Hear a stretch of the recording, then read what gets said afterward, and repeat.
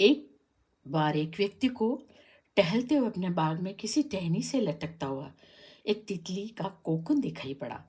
अब हर रोज वह व्यक्ति उसे देखने लगा और एक दिन उसने देखा कि उस कोकून में एक छोटा सा छेद बन गया है। उस दिन वह वहीं बैठ गया और घंटों उसे देखता रहा। उसने देखा कि तितली उस खोल से बाहर निकलने की बहुत कोशिश कर रही है, पर बहुत देर तक प्रयास करने के बाद भी वो उस छेद से नहीं निकल पाई और फिर वो बिल्कुल शांत हो गई, मानो उसने हार मान ली हो। उस व्यक्ति ने इस तितली की मदद करने के उद्देश्य से कोकून के सुराख को इतना बड़ा कर दिया कि वो तितली सफलतापूर्वक बाहर निकल सके। यही हुआ। तितली बिना किसी संघर्ष के आसानी से बाहर निकल आई, पर उसका शरीर सूजा हुआ था और पंख सूखे हुए थे। वह व्यक्ति सोचकर तितली को देखता रहा कि वह किसी भी समय पंख फैलाकर उड़ेगी, पर बेचारी तितली कभी उड़ नहीं पाई और उसे अपनी बाकी जिंदगी इधर उधर घिसटते हुए ही बितानी पड़ी।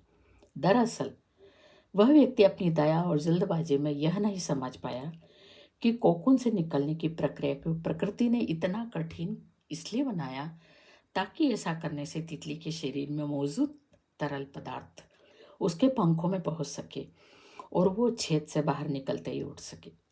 वास्तव में कभी कभी हमारे जीवन में संघर्ष ही वह चीज होती है जो हमें मजबूत बनाती है।